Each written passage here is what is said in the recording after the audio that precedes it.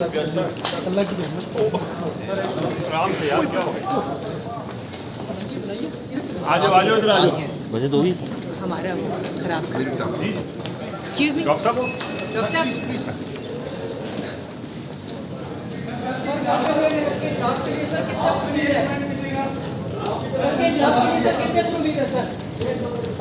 एक मिनट रुक जाए सर। एक मिनट रुक जाए। स्पोर्ट्स पर होता ना, वो जब कदम रखता ना ग्राउंड में, तो वो हमेशा समझता वो जीतेगा।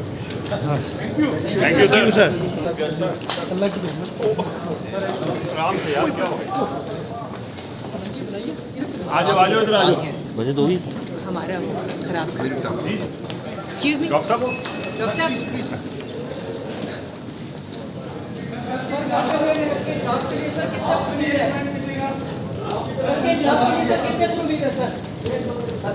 एक मिनट रुक जाए सर।